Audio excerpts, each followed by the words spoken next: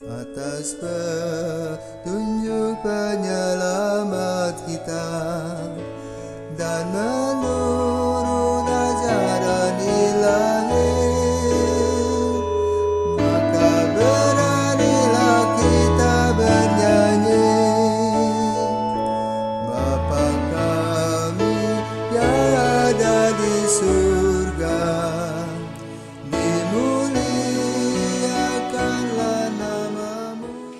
Saudara-saudara terkasih, selamat pagi. Salam jumpa lagi dalam Sabda Siap Saji Rabu 27 Oktober 2021.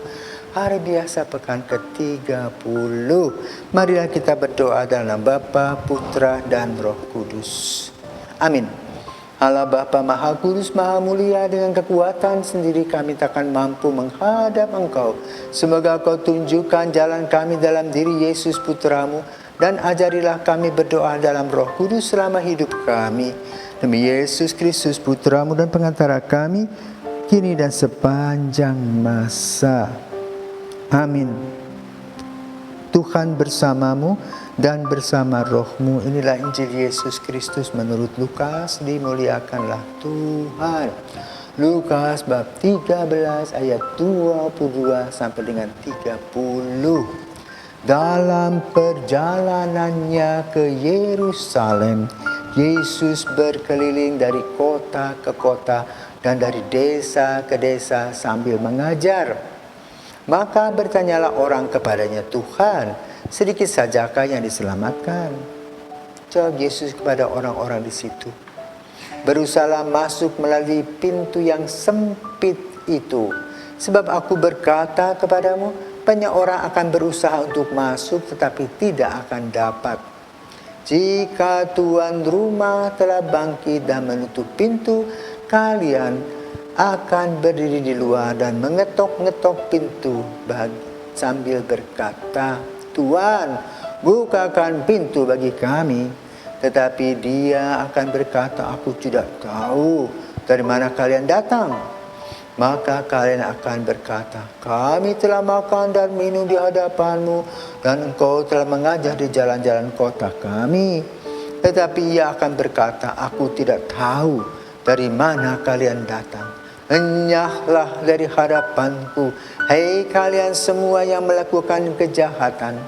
Di sanalah akan terdapat ratap dan kertak gigi apabila kalian melihat Abraham dan Ishak dan Yakub dan semua nabi ada di dalam kerajaan Allah, tetapi kalian sendiri dicampakkan keluar.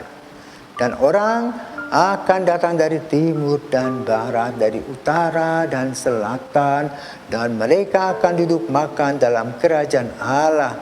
Ingatlah, ada yang terakhir yang akan menjadi terdahulu, dan ada yang terdahulu yang akan menjadi yang terakhir." Demikianlah sabda Tuhan, terpujilah Kristus. Nah, saudara-saudaraku terkasih, ada kelahiran, ada kematian.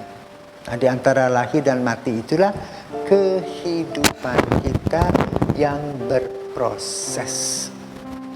Dari bayi, anak, remaja, dewasa, tua, lalu gone, pergi. Nah, apa yang kita isi dalam hidup melalui aktivitas-aktivitas kita. Kalau kita pergi naik pesawat, maka kita harus punya uang untuk beli tiket pesawat. Demikian pula kalau kita mau pergi ke surga, kita harus punya ATM agar kita bisa masuk dalam pesawat Yesus. Bukan dalam bentuk materi, tetapi dalam bentuk nilai-nilai kehidupan moral. Di mana satu, Yesus datang solider dengan manusia, Allah yang menjadi manusia yang rendah hati. Maka kesombongan harus dibuang. Yesus datang sebagai orang yang lahir di kandang, melawan kekayaan. Jadi kekayaan hanya sarana, bukan segala-galanya. Sering kita dipancing oleh kekayaan kita, lalu kita semau perut kita. Bisa memerintah orang semaunya. Jangan lupa, Orang diciptakan sama, duduk sama rendah, berdiri sama tinggi. Maka kekayaan, kemurnian, kita harus hidup dengan polos dan jujur serta tulus. Bukan dengan kemunafikan, di depan manis, di belakang pahit. Terutama di hadapan Tuhan. Tuhan Maha Tahu, maka kita harus dengan kepolosan apa adanya. Kalau kita memang berdosa, kita perlu mengadakan pertobatan. Itulah proses dalam hidup. Maka lalu digambarkan tadi pintu. Pintu sempit artinya orang antri.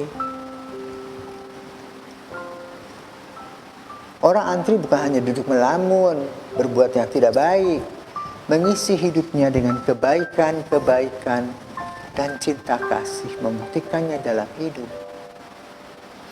Maka kalau kita bisa melaksanakan itu, kita mendapat tiket tadi. Bisa masuk dengan pesawat yang dibawa Yesus ke surga. Karena itu, kalau kita tidak melakukan hal-hal yang baik, pintu yang sempit tadi tidak bisa membuat kita masuk karena badan kita terlalu besar dengan dosa-dosa dan kegelapan. Maka kita harus mengecilkan diri menjadi seorang yang boleh katakan kudus dalam kekudusan. Pikir positif, bekerja dengan sungguh-sungguh, berdoa bukan hanya untuk dirinya sendiri saja, tapi juga untuk orang-orang lain. Bekerja sama, menganggap orang lain sama, hidup sama rendah, berdiri sama tinggi. Tidak merasa diri hebat, sombong, tidak mau kenal orang lain. Atau kita mempunyai rencana-rencana buruk tentang orang lain. Karena itu akan ada hukuman tersendiri. Dengan kata lain, digambarkan kalau kita penuh dengan dosa, kita ini bengkak. Kalau kita bengkak, kita tidak bisa masuk pintu yang sempit itu. Maka ketika kita menggedor, pintu itu kan ada mata. Mata itu mata pintu. Bisa dilihat siapakah orang itu. Kalau orang ini tidak memenuhi syarat, tidak bisa masuk pintu itu. Nah, inilah yang digambarkan sebagai pengadilan akhir. Melalui mana? Kematian. Jadi kita harus melihat mati dulu, ada pengadilan. Kenapa? Setelah mati, orang fix, tidak berubah lagi. Karena itu sebelum kita mati, mari kita mengisi hari-hari hidup kita dengan sungguh baik. Sehingga kita tetap slim dan bisa masuk pintu kerahiman. Dan pintu kerahiman itu yang akan membawa kita menuju Bapa di surga. Semoga kita diberkati.